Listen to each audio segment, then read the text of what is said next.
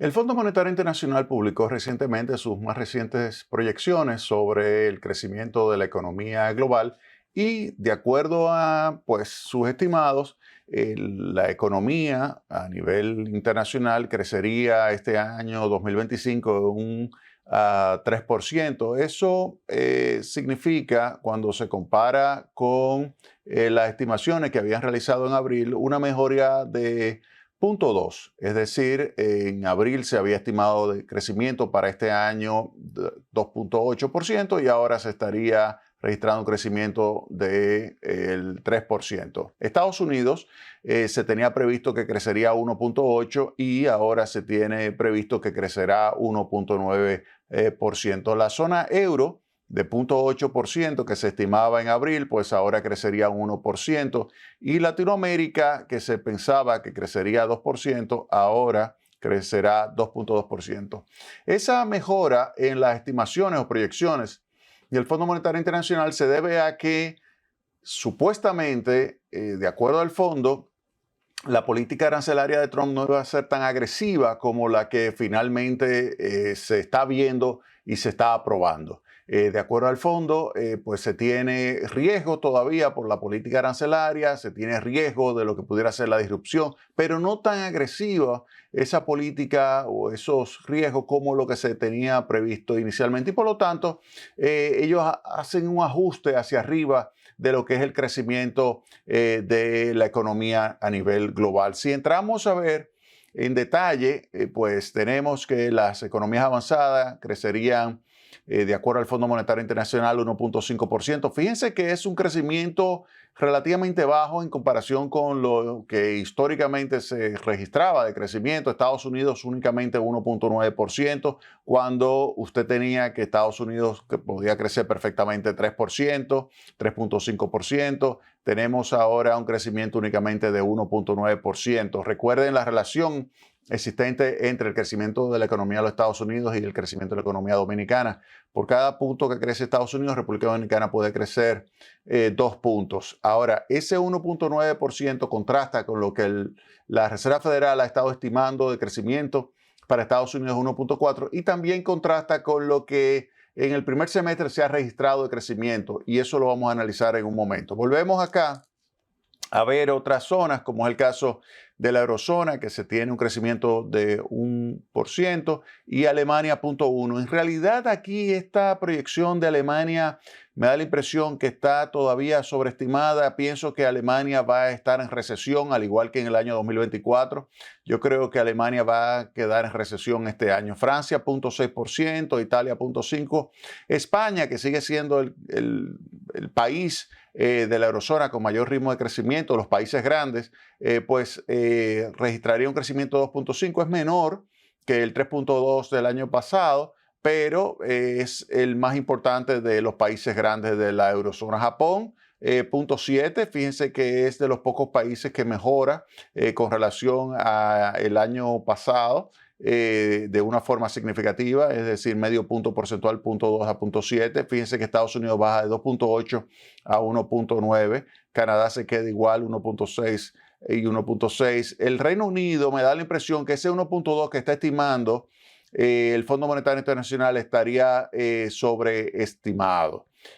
Con relación a los países emergentes y en desarrollo, se tiene un crecimiento de 4,1% para el año 2025. China, 4,8%. Fíjense que pasaría de 5 a 4,8%. El crecimiento, la India, de 6,5 a 6,4%. La India es de los países grandes, emergentes, el de mayor ritmo de crecimiento. Ha estado sustituyendo a China como uno de los elementos fundamentales del crecimiento de los países emergentes. Recuerden que China antes crecía 12% y luego comenzó a decrecer y ya está creciendo 4,8%, porque no es lo mismo crecer cuando se es la segunda economía mundial a cuando se era la quinta o sexta economía mundial.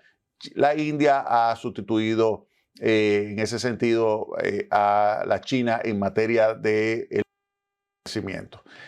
Los países de América Latina y el Caribe pues estarían creciendo 2,2%. En esto Brasil estaría creciendo 2,3%, México 0,2%. Fíjense que México, que es un país que crece por lo general debajo de 2%, pues vemos cómo se desploma con un crecimiento de 0.2. Y esto aquí es verdaderamente sorprendente lo que está sucediendo con México por el hecho de que es un país que dentro de los que están siendo afectados por la política arancelaria de Trump es uno de los que, digamos, está menos afectado porque una gran cantidad de sus exportaciones que están dentro del Acuerdo de Libre Comercio van a entrar con arancel recíproco cero. Es decir, que México debería estar registrando un mejor ritmo de crecimiento de lo que ahí estaría colocando el presidente Trump. O sea que eso es algo que hay que tomar muy en cuenta en las próximas semanas cuando se vuelva a reestimar. Ahora bien, ese sería el estimado del Fondo Monetario Internacional. Ahora, ¿cuál ha sido el desempeño de la economía de los Estados Unidos? ¿Cuál es el desempeño en materia de crecimiento? Si nos vamos al crecimiento del semestre y lo dividimos en el crecimiento del primer trimestre con el crecimiento del segundo trimestre, nos damos cuenta de que ha habido algo verdaderamente atípico en la economía de los Estados Unidos y es variaciones muy fuertes con las importaciones. Cuando se mencionó que venían los aranceles, lo que provocó esto en el primer trimestre es un boom de importaciones. Ese boom de importaciones entonces generó también movimientos en los inventarios y al final eso provocó que en el primer trimestre del año se registrase una caída de la actividad económica, es decir, que en vez de tener una variación positiva, el Producto Interno Bruto, que mide la cantidad de bienes y servicios que se producen internamente, como hubo esos cambios tan bruscos de las importaciones y de la variación de existencia, eso provocó que la variación del Producto Interno Bruto del primer trimestre fuera negativo en 0.5. Es decir, que cuando vemos esto que es la contribución al cambio del PIB de lo que son las diferentes componentes de demanda, por ejemplo, inversión privada, el gasto del gobierno, las exportaciones, las importaciones, nos damos cuenta de que el consumo, fíjense que aportó, pero mucho menos de lo que normalmente aporta. El consumo ahí está aportando menos de un 1%. Luego aquí vemos cómo el cambio de inventario está aportando muchísimo más de lo normal, está aportando casi un 4%. Vemos luego ya lo que es las exportaciones, importaciones. Fíjense las importaciones, como el cambio tan brusco de las importaciones, al subir las importaciones, en ese momento provocó una caída de su aporte entonces a la economía estadounidense. Y esto en el primer trimestre hace que la variación del Producto Interno Bruto sea negativa en 0.5. Ahora, cuando vamos al segundo trimestre, la economía norteamericana registra una variación de 3%. ¿Por qué? Porque así como en el primer trimestre hubo un aumento de las importaciones y por lo tanto una tendencia hacia la baja del Producto Interno Bruto simplemente por un tema contable, pues ahora tenemos una reversión. En vez de tener un aumento de las importaciones, como se vio que había que ajustar ahora la economía porque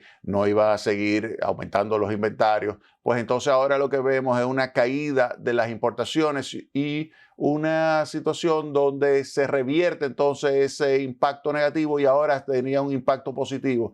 Y eso lleva entonces que en el segundo trimestre el aporte de las importaciones, fíjense que es brutalmente elevado, y esto hace que entonces el Producto Interno Bruto haya crecido 3%. Ahora, ese 3% junto con la caída de 0.5, lo que arroja es una variación de alrededor de 1.3%. Es decir, que la economía de los Estados Unidos está creciendo por debajo de lo que estima el Fondo Monetario Internacional para el año completo, que es 1.8, 1.9%, y está creciendo incluso por debajo de lo que estima para el año que viene, para el año completo, la Reserva Federal. La Reserva Federal había estimado 1.4% y lo que estamos viendo es que este crecimiento del segundo trimestre, 3%, y la caída de 0.5% del primer trimestre, esto combinado arroja una variación del Producto Interno Bruto de los Estados Unidos únicamente de 1.3%. Con 1.3%, si lo multiplicamos por 2, eso nos arroja que República Dominicana estaría con un crecimiento de alrededor de 2.6%. Pero recuerden que este año, cuando lo comenzamos, habíamos dicho, bueno, había dicho el Banco Central y había dicho el gobierno que íbamos a crecer 4.5. Nosotros le decimos que no. Le señalamos, mira, lo que máximo vamos a crecer entre 2.5 y 3. Luego ellos corrigieron, bajaron y han llegado ahora a tener un nivel de estimación entre 3 y 3.5, pero de eso voy a hablar un poquito más adelante. Ahora simplemente decirles que eso nos limita a nosotros y por eso cae dentro del rango que habíamos señalado para este año, crecimiento entre 2.5 y 3%, pero más hacia el 2.5 que hacia el 3%, porque fíjense que si Estados Unidos crece 1.3, lo que crecería República Dominicana, si se mantiene la típica relación, es 2.6%. Entonces, ese es un punto que hay que tomarlo muy en cuenta. Y eso ha estado relacionado con todo el tema de las tarifas, el tema de las tarifas, el tema de la influencia que tiene sobre los precios y obviamente el impacto que tiene esto sobre la política monetaria de los Estados Unidos. Ese bloque, esa relación la vamos a analizar en el próximo segmento. Vamos a analizar cuál es la política arancelaria de Trump, vamos a entrar en detalle con las más recientes informaciones que podemos tener, vamos a vincularlo, esa política arancelaria, con el impacto sobre la tasa de inflación y vamos también entonces a ver con la política monetaria qué se puede prever que va a suceder con esta y qué implicaciones tiene esto sobre la República Dominicana. Vámonos a la pausa y retornamos en breve con más Tecnopol.